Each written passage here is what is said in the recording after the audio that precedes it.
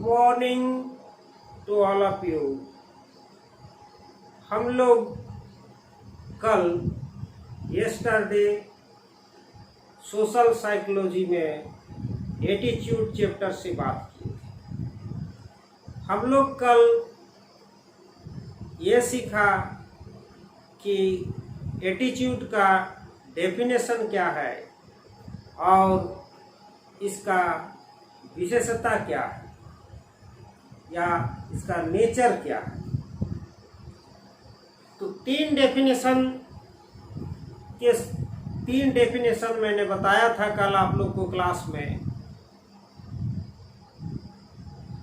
पहला डेफिनेशन कोई बताइए।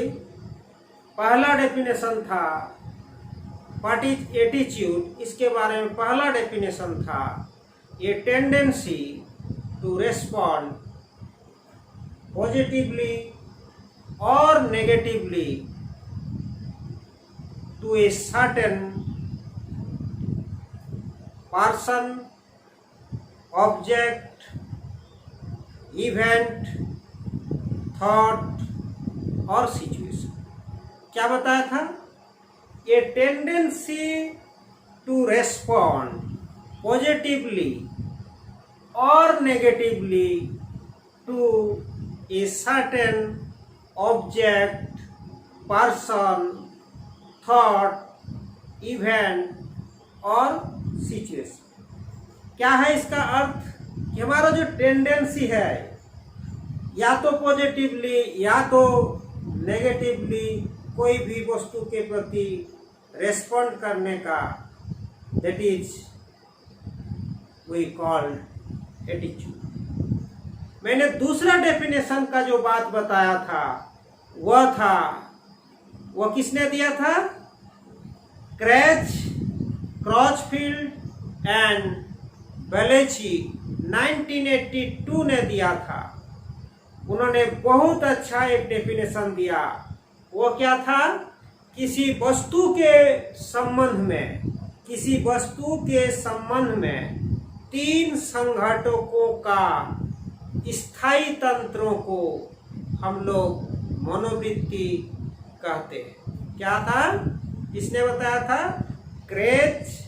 क्रॉचफील्ड एंड वेलेची ने 1982 में उन्होंने बताया था कि किसी वस्तु के संबंध में तीन संघटकों का स्थायी तंत्रों को मनोवृत्ति कहलाता है। संज्ञानात्मक संघटक यानी वस्तु के प्रति विश्वास से है। भावात्मक संघटक यानी वस्तु के प्रति भाव से है। और व्यवहारात्मक संघटक यानी वस्तु के प्रति क्रिया करने की तत्परता से मतलब। हमेशा इसी डेफिनेशन से ऑब्जेक्टिव क्वेश्चन प्राय पूछा जाता है कि तीन कंपोनेंट क्या क्या है जो मनोवृत्ति में होते हैं। तो सबसे पहला था संज्ञानात्मक कंपोनेंट, अंग्रेजी में से बोलते हैं कॉग्निटिव कंपोनेंट। दूसरा था भावात्मक यानी एफेक्ट कंपोनेंट और व्यवहारात्मक यानी बिहेवियरल कंपोनेंट। इसी को हम लोग ABC कंपोनेंट ऑफ एटीट्यूड बोलते हैं। क्या है? ABC component of attitude. A for effect component, B for behavioural और C फॉर कॉग्निटिव कंपोनेंट वस्तु के प्रति विश्वास से है बिलीफ, विश्वास। और एफेक्ट का भाव। मैं अमुक व्यक्ति के साथ मिला, मुझे अच्छा लगा, दैट इज भाव। मैं विश्वास करता हूं कि यह अच्छा आदमी है और इसीलिए मैं उसके साथ बड़ा अच्छा से पेश आया। नमस्कार भाई जी, ठीक है। तो this is the ABC component. कल बहुत विस्तार से आप लोगों को मैंने बताया था ABC कंपोनेंट। तो ये था दूसरा डेफिनेशन। हो सकता है यही क्वेश्चन आपको भी आ जाए एग्जाम में। हाँ, नेट वगैरह में भी प्राय पूछता है ABC कंपोनेंट मैक्सिमम। चूंकि एटीट्यूड आपका एजुकेशन से भी रिलेटेड है, हर जगह रिलेटेड है, इसीलिए आप हर एक कंपटीशन में इसको पूछा जाता है। अब तीसरा डेफिनेशन की बात मैंने किया था, जिसको थ्रस्टर 1946 में दिया था। वो क्या था? किसी मनोवैज्ञानिक वस्तु के प्रति, किसी मनोवैज्ञानिक वस्तु के पक्ष या विपक्ष में धनात्मक या ऋणात्मक भाव की तीव्रता को मनोवृत्ति कहते हैं। क्या था? किसी वस्तु के प्रति, किसी मनोवैज्ञानिक वस्तु के पक्ष या विपक्ष में, किसी मनोवैज्ञानिक वस्तु के पक्ष या विपक्ष में धनात्मक या ऋणात्मक भाव की तीव्रता को मनोवृत्ति कहते हैं। ये 3 डेफिनेशन की बात हम लोग कल किए थे। और क्या था, क्या बात किए थे कि नेचर ऑफ एटीट्यूड, जिसमें हम लोग 6 बिंदुओं पर बात किए थे। सबसे पहला था attitude always related to some object, person, event, thought और सिचुएशन। हमेशा जो एटीट्यूड होता है वो किसी वस्तु से संबंधित होगा, या किसी व्यक्ति से संबंधित होगा, या किसी घटना से संबंधित होगा, या कोई विचार से संबंधित होगा, या कोई परिस्थिति से संबंधित होगा। तो एटीट्यूड इन चीजों और किसी वस्तु, व्यक्ति, घटना, विचार या परिस्थिति से संबंधित रहता है। दूसरा हम लोग इसकी नेचर पढ़े थे, स्वरूप क्या है? Attitude are learn. क्या? एटीट्यूड आर लर्न, यानी कि एटीट्यूड हमको जन्मजात नहीं प्राप्त होता है, हम एटीट्यूड को सीखते हैं। नेक्स्ट था attitude are direct in specific way. कोई एक विशिष्ट दिशा में एटीट्यूड हमें निर्देशित करता है। चौथा था एटीट्यूड आर रिलेटिवली परमानेंट। क्या? Attitude are relatively permanent. और क्या था? Attitude has motivational properties. Next point क्या था? Attitude has motivational properties. Next क्या था? एटीट्यूड हैज इट्स इंटेंसिटी, यानी कि एटीट्यूड की तीव्रता होती है, कम तीव्रता हो सकता है, ज्यादा तीव्रता हो सकता है। These are the nature of attitudes. आज हम लोग बात करेंगे, आज हम लोग क्या चीज के बारे में बात करेंगे? Attitude formation. Today's topic is attitude formation.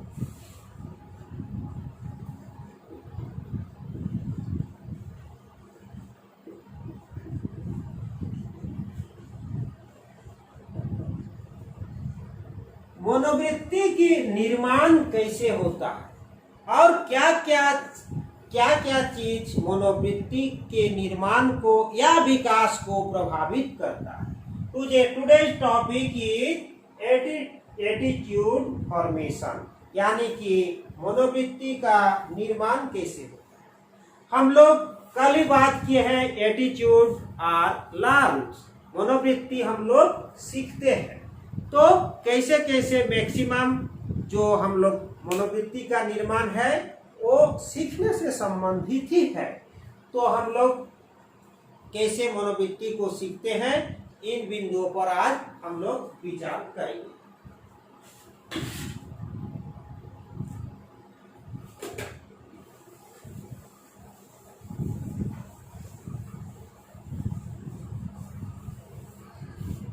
सबसे पहला कैसे लिख लीजिए, डायरेक्ट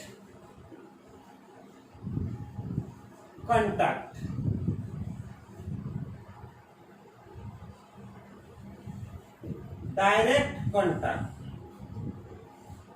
डायरेक्ट कांटेक्ट से हम एटीट्यूड को सीखते हैं। और experience with object person event thought और सिचुएशन।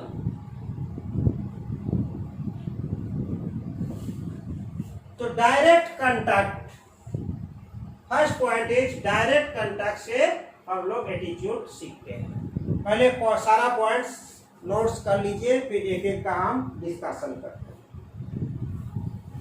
और ऐसे भी लिख सकते हैं, और experience with objects person event thoughts और सिचुएशन। जिनको हिंदी में लिखना है हिंदी में भी लिख सकते हैं।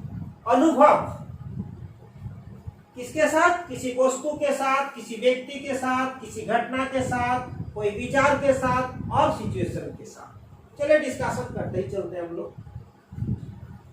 डायरेक्ट कांटेक्ट से हम लोग एटीट्यूड सीखते हैं। मान लीजिए कोई एक बच्चा, एक ऐसा पहला दिन है, हो कोई व्यक्ति कुछ बेचने आया है उसके घर में, और वो बच्चा उस व्यक्ति से डर जाता है। देख के ही उस व्यक्ति का गेटअप ही ऐसा था कि उस व्यक्ति को देख के ही डर जाता है। तो क्या हुआ, उस बच्चे के मन में नेगेटिव एटीट्यूड हो जाएगा उस व्यक्ति के प्रति। Direct contact. दूसरा एग्जांपल इस प्रकार से आप समझ सकते हैं। पहला दिन कोई बच्चा पत्ता गोभी का सब्जी खाता है, और उसी दिन उसको पत्ता गोभी का सब्जी अच्छा नहीं लगा, तो वह कोई भी पत्तेदार सब्जी के प्रति एक नेगेटिव एटीट्यूड उसके अंदर निर्माण हो सकता है। इस तरह से किसी वस्तु के प्रति, किसी व्यक्ति के प्रति, कोई घटना मान के चलिए, कोई एक ऐसा घटना घट गया जिसके प्रति उसका नेगेटिव एटीट्यूड हो गया, तो एक फॉर्मेशन हो गया नेगेटिव। हो सकता है ऐसा है कि पहला दिन किसी व्यक्ति से मिला वो बच्चा और उसे बहुत अच्छा लगा, तो उसका उस व्यक्ति के प्रति पॉजिटिव एटीट्यूड हो जाता है निर्माण। तो इसी तरह से कोई परिस्थिति के साथ इसी तरह से डायरेक्ट कांटेक्ट और experience with object person event thought और सिचुएशन। डायरेक्ट कांटेक्ट से हमारा एटीट्यूड का निर्माण होता है। या इसको इस प्रकार से भी बोल सकते हैं कि किसी विशेष वस्तु, व्यक्ति और कोई घटना, कोई विचार या किसी तरह का परिस्थिति के साथ जो अनुभव है, उस अनुभव से हमारे अंदर पॉजिटिव या नेगेटिव कोई भी एटीट्यूड फॉर्मेशन हो सकता है। नेक्स्ट हम लोग बात करते हैं, लिख लिया आप लोग इस पॉइंट को। नेक्स्ट हम लोग बात करते हैं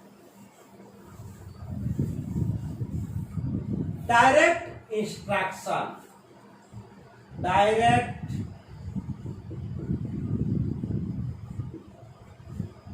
इंस्ट्रक्शन। डायरेक्ट इंस्ट्रक्शन से भी हम लोग के अंदर एटीट्यूड फॉर्मेशन होता है। जैसे हमारे पेरेंट्स बच्चों को बोलते हैं कि no smoking, smoking is dangerous to health, smoking मत करो। तो बच्चों के अंदर स्मोकिंग के प्रति एक नेगेटिव एटीट्यूड का निर्माण हो जाता है। सुबह जल्दी उठो, तो सुबह जल्दी उठने के प्रति उनका एक पॉजिटिव एटीट्यूड तैयार हो जाता है। इस तरह से डायरेक्ट इंस्ट्रक्शन में भी हमारे पॉजिटिव या नेगेटिव एटीट्यूड का निर्माण होता है।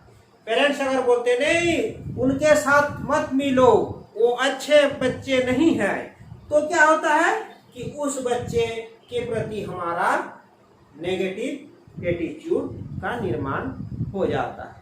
वहां मत जाओ, उस सिचुएशन के प्रति नेगेटिव एटीट्यूड हो जाता है। नेक्स्ट पॉइंट हम लोग लिख सकते हैं interaction with others. Third point is interaction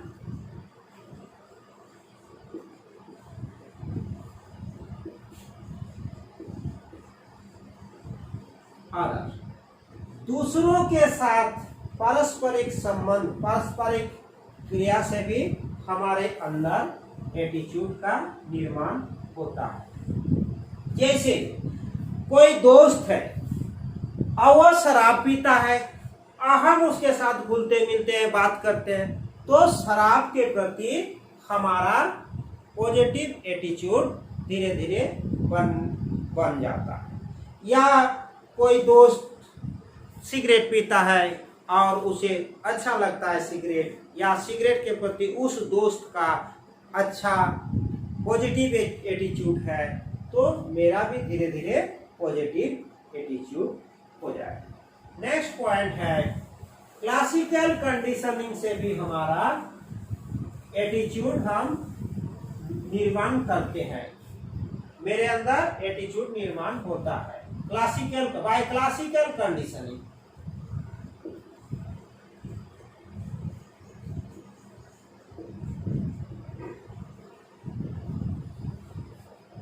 classical conditioning से भी हमारे अंदर एटीट्यूड का निर्माण होता है।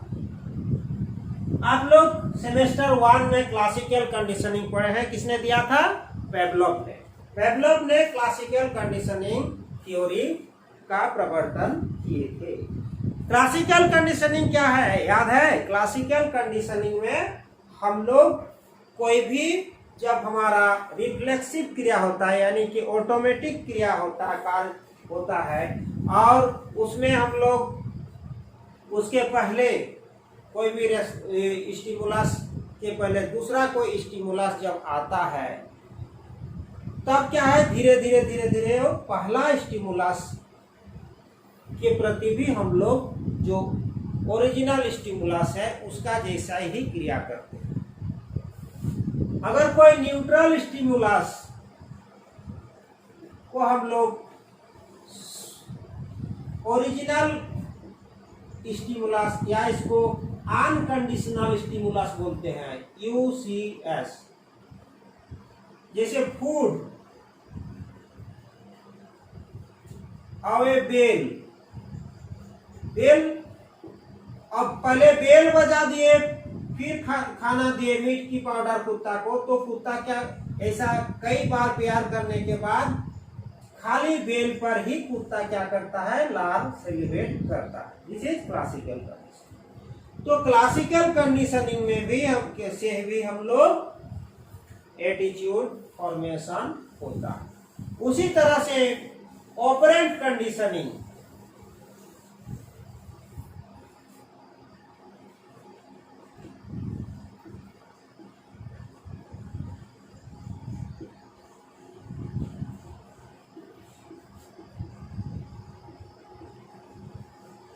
इसमें क्या अच्छी क्रिया, कोई भी क्रिया जब हम लोग करते हैं और उसका परिणाम हमें सुखद परिणाम मिलता है, तो हम उस क्रिया को करना सीख लेते हैं। यानी जब सुखद परिणाम होगा तो उसके प्रति क्या होगा, हमारा पॉजिटिव एटीट्यूड निर्माण होगा और उस क्रिया को हम लोग भी दोबारा करेंगे।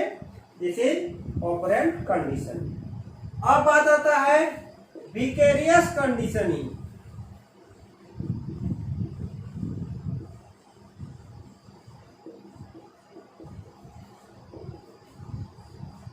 देख के सीखना, इसी को ऑब्जर्वेशनल लर्निंग भी बोलते हैं या सोशल लर्निंग भी बोलते हैं। बंडूरा ने इसकी थ्योरी पर बहुत काम किए हैं।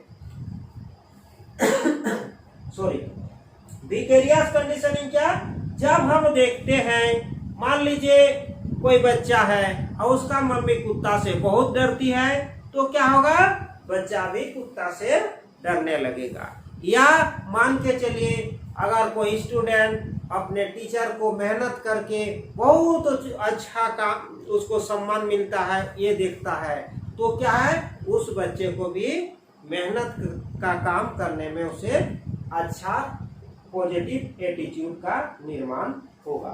तो हम लोग कोई भी चीज को देख के सीखते हैं। हमारे टीचर को बहुत सम्मान मिलता है, वो अच्छा काम करते हैं, अच्छा सम्मान मिलता है, तो अच्छा काम के प्रति हमारा पॉजिटिव एटीट्यूड होता है।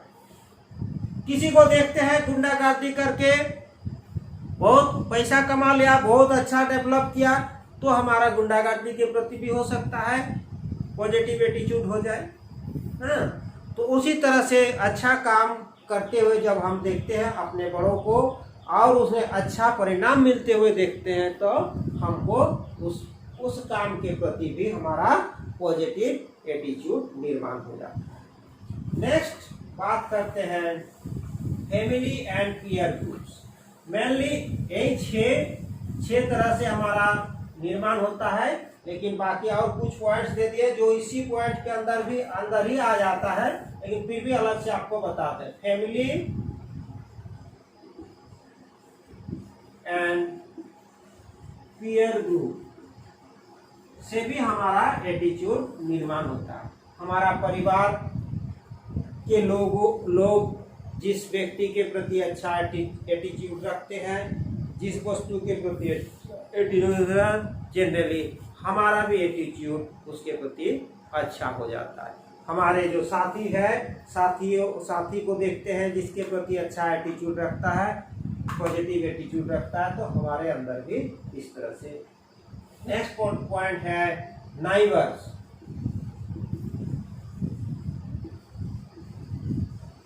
नाइबर्स पड़ोसी के अंदर जो एटीट्यूड होगा, उनसे भी हमारे अंदर एटीट्यूड का फॉर्मेशन हो। नेक्स्ट है इकोनॉमिक स्टेटस।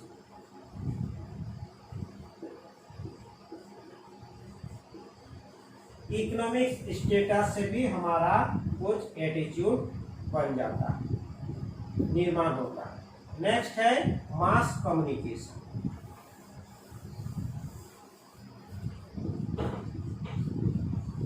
मास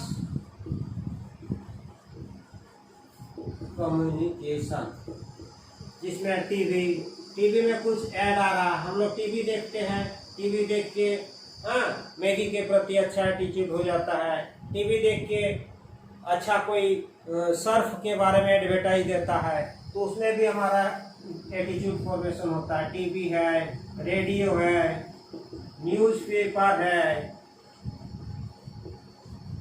मैगजीन, तो ये तमाम चीज है जिससे हमारा एटीट्यूड निर्माण होता है। तो आज का क्लास में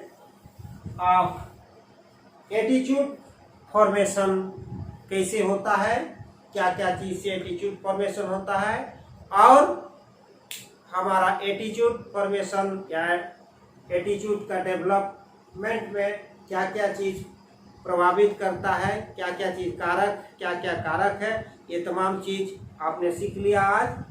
अगला क्लास में हम आपको एटीट्यूड चेंज, कैसे हमारे एटीट्यूड चेंज होता है, उसके बारे में आपको बतलाऊंगा। Thank you.